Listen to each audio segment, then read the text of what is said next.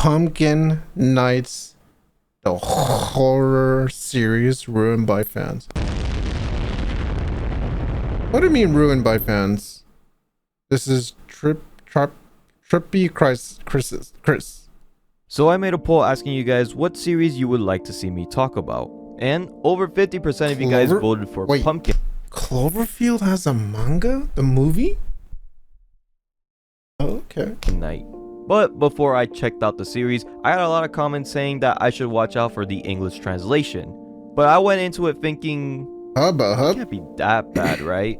But after reading it, I can honestly say that it basically ruined the whole series for me.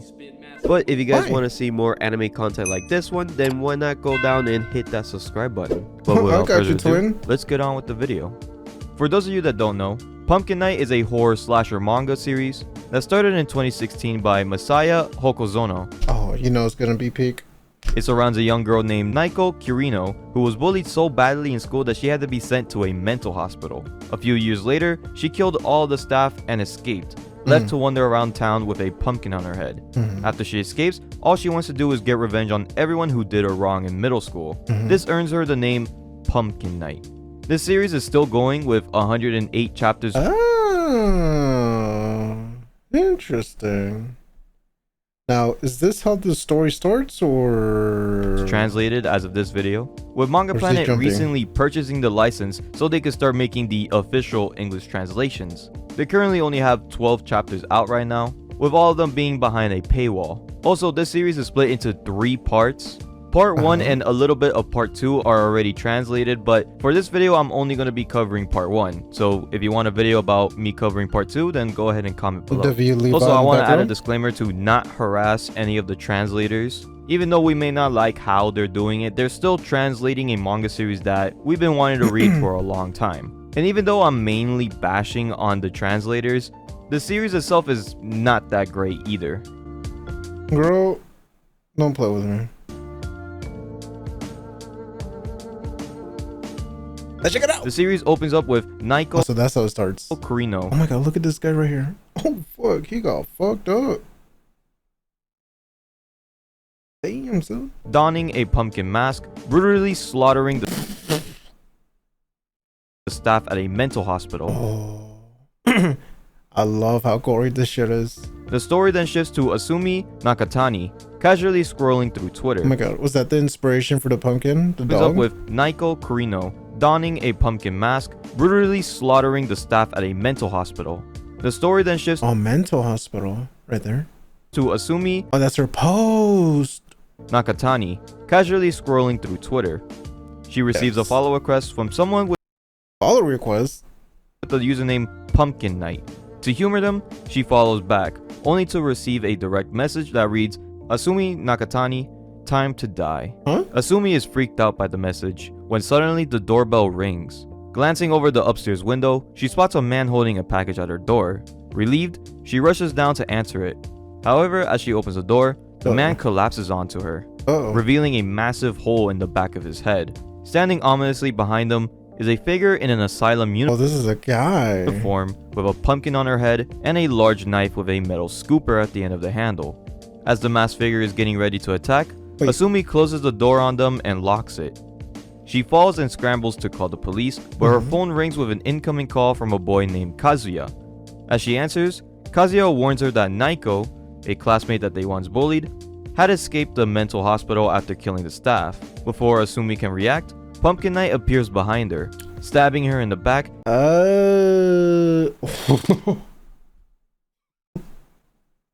Damn. She falls and scrambles to call the police, but her phone rings with an is that not the main character? Incoming call from a boy named Kazuya. As she answers, Kazuya warns her that Naiko, a classmate that they once bullied, had escaped the mental hospital after killing the staff. Before Asumi can react, Pumpkin Night appears behind her, stabbing her in the back and gouging her eyes out. Asumi, now is it? Yo, warns her that Naiko, a classmate that they once bullied, the killer had escaped the killer has a man structure. Mental hospital after killing the staff. Before Asumi I thought it was like a curse where I thought this was gonna be the main character, and then this was the killer. Oh my god! So he's a social media star as well. I thought it was just like letting the presence known to her, and then that's gonna be her future. But React, Pumpkin Knight appears behind her, stabbing her in the back and gouging her eyes out. Asumi, now blinded and in excruciating pain, stumbles out of her house. Picking up Asumi's phone, Pumpkin Knight starts her slow pursuit. Asumi wanders into the middle of the street and is tragically run over by a semi-truck. Kazuya, still on the phone, hears the chaos. Pumpkin Knight picks up the phone and eerily says, "Asumi is no more. She's dead, Oh, she can and you're talk. next." The beginning of the series is taken straight out of my favorite slasher movie, Scream.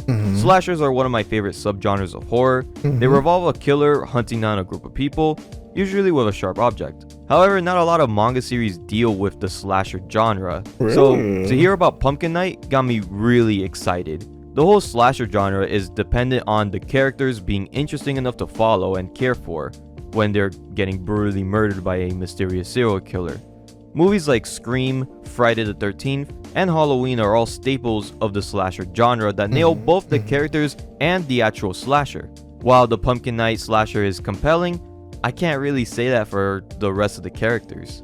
Also, I find it pretty funny that the first thing Naiko does when she escapes the mental hospital is to go back home, put on her old middle school uniform, and then take a bunch of selfies just to post on Twitter. The story continues at Asumi's funeral, where Kazuya meets with his old friends Arata, Saki, and Naruto. No, not that Naruto. They discuss Naiko's recent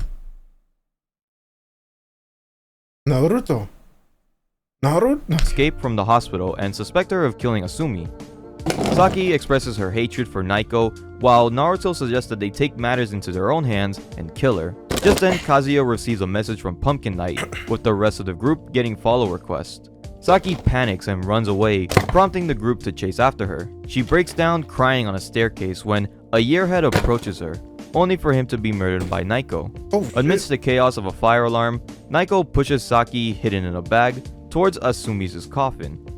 As the coffin is leaving, Kazuya Okay. Kind of seems like, a typical slasher. spots Naiko waving goodbye and suspects Saki is inside the coffin. As they pursue the car, they discover that the yearhead's mutilated body displayed behind. I feel like this is like, oh my god, he's even hanging. So this was all for fun. I feel like this is like for oh my god, she split his fucking tongue. For people that like gory violence and all that fan service. They continue their pursuit in a taxi, which is caused to crash by Naiko, killing the driver. At the cremator, Naiko watches with glee as the coffin is set on fire. Saki, still alive inside, struggles and is eventually heard pounding on the coffin by the pallbearers, who rushes her to the hospital. Wow. Okay. During surgery, Naiko surgery. Oh, she's alive. Kills the doctors and electrocutes Saki, She burns her and then electrocutes her. who was later found by the boys, mutilated but still alive. The next day, Still? Okay. Alright. who was later found by the boys, mutilated but still alive. The next day, a detective links the recent deaths to the boys and interrogates Kazuya. But before the interrogation, Naiko, disguised as Saki, attacks Kazuya but hesitates when he says her name while he's asleep. Kazuya recounts Naiko's history of bullying and the prank that happened at Halloween that started this whole revenge massacre. As he tells the story, Naiko gets visited by Saki's parents and she kills him, causing a fire that she uses to escape the hospital. In a final encounter, Naiko reveals to Kazuya that the fireworks were not the true cause of her disfigurement before running away. The volume concludes with Naiko attacking and kidnapping Naruto and his girlfriend, with us not knowing where she took them. So starting off with the positives, the art design by Sema Taniguchi is amazing and the goriest drawings I've ever seen. The art is very grotesque and relentless when it comes to showcasing dismembered body parts and its brutal but creative violence.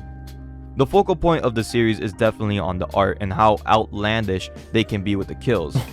However, they seem to focus more on the art rather than the story. Like I said before, the characters... Was that Batman? What are you doing there? Focus more on the art rather than the story. Like I said before, Yeah, like I said, it's a gore fan service. the characters are the most important building block when it comes to not just slashers, but in any story in general. I can see why people might be like, this booty cheeks. If the characters aren't interesting, then the whole series basically flops. Thankfully, there are 3 characters in this series that make it not only engaging, but also stand out compared to other slashers. All the other characters are either not as interesting or just don't play a big role in the overall story.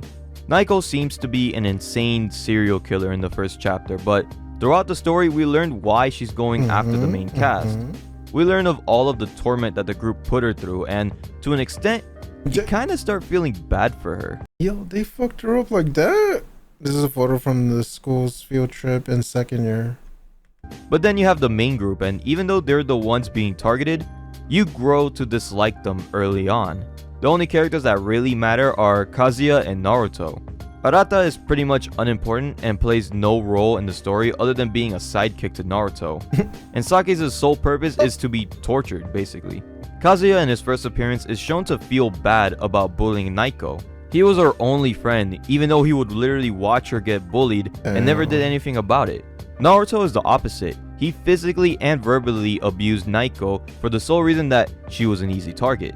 He doesn't feel any remorse, and his thoughts about Naiko escaping is that he wants to find her and kill her. It's hard to Make it look like a suicide. root for any of these characters because they're all just bad people. Even Kazuya to an extent. Of these characters because they're all just bad people. Even Kazuya. She didn't change one bit through junior high. That's not good for you.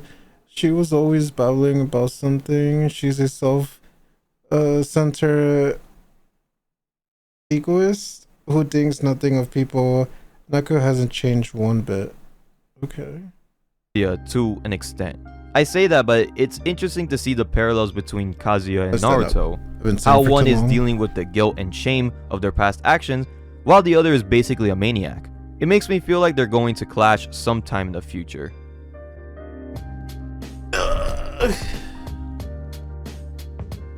Naruto wakes up tied to a pole, with his girlfriend lying on the ground, blindfolded and tied up. The closer his girlfriend crawls to him, the tighter Naruto gets choked. During all of this, Naiko live streams the encounter to the world, getting Naruto to admit what really happened on Halloween night. Naruto admits that it was him that set up the pumpkin prank, and it wasn't fireworks that caused her face to melt, it was sulfuric acid. And the reasoning was because it was just fun to bully her. Naiko kills his girlfriend and sets the wire to the door, so if anybody opens it, it would slice Naruto's neck.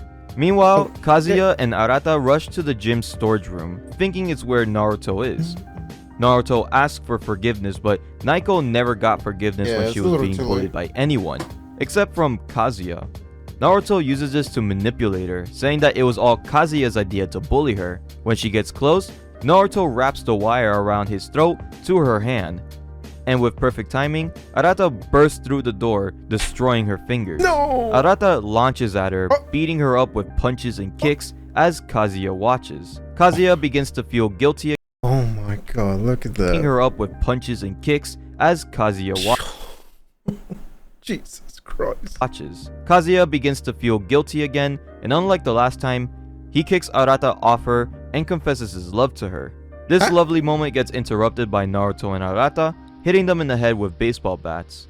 After this, Naruto makes a phone call I feel like this could be like a cool movie. A cool slasher movie, just like, you know, make it more entertaining, more satisfying to watch, because you know, I'm assuming the manga is more interesting than what the narrator is making it sound like, or maybe it's dog shit. I don't know, but it definitely could be, you know, a cool movie, a cool October movie. You know, a bullying slasher movie, revenge. Dude, a lot of people like that, so yeah, I fuck with that. to an unknown contact to get rid of the bodies. Back at the police station, the detective's investigation gets cancelled for an unknown reason. That night, a van approached the gym storage room, and the driver is none other than Naruto's father, Donald J. Trump. Trump is the mayor of this city, He uses What? Why is he here? his father, Donald J. Trump. Trump is the mayor of this city. He uses his political power to get rid of all the traces of the live stream, including the incident at Halloween. Trump brings them to a construction site where they dump the bodies in a hole that's meant to be covered up in cement the next morning. However, Kazuya is still alive due to landing on Naruto's girlfriend's body, while Naiko is impaled by metal rods. We see that Arata is still paranoid that Naiko would come back, and unbeknownst to him, his fears are becoming reality. She disappears, and Kazuya is saved by the detective's partner, who was dressed up as Pumpkin Knight.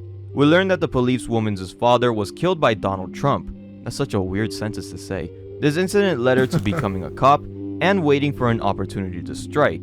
Kazuya, after the death of Naiko, loses his mind, becoming unhinged just like Naiko. The Pumpkin Knight has come back. The story from here on out becomes secondary, and it really shows when they decide to add Donald Trump.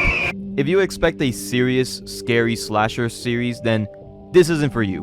But the story was already a bit of a mess from the beginning. Yeah. Normally, slasher movies or series would build up the suspense and mystery. I definitely. However, if this was a movie, I definitely would have given up on it. series doesn't have any mystery or build up and goes straight into the gores and killings. It doesn't give us time to breathe and take in the characters and the whole For how situation, it's structured which is right now. expected from a 90-minute film, but not from a manga series with over 100 chapters. The translations don't help with this either. Fans have compared this to Ghost Stories, a horror anime series with a dub production that just let the cast and directors do whatever they wanted. Hey, put the donuts down! Drop the Krispy Kreme, Serpico! We need your help My here! house look like my father and my brother after 9 months or something. Yeah, boogity, diggity, diggity, diggity, diggity, diggity, diggity. So, My house look like my father and my brother after 9 months or something. Yeah, boogity, diggity, diggity, diggity, diggity, diggity, diggity. So, from the beginning, it was just filled with jokes and funny gags. But with Pumpkin Night, the more chapters go on, the more memes and unfunny jokes start to appear more frequently. It ruins the actual scariness and intensity of the whole series when an actual frightening moment is followed by a cheese and crackers joke. I don't know who the hell wrote that line. It would have been better if this tone was just set in the beginning. With this series having a major cult following in Japan, I doubt that these jokes and Really? unserious moments were coming from the actual creators. I wish that that was the end of it, but it actually gets much, much worse. Oh, is this the day? Arata is walking around on Halloween night when he's startled by a pumpkin mask and punches a woman in the face. He goes to Naruto's apartment, freaking out about Pumpkin Night, resulting in him just getting kicked out.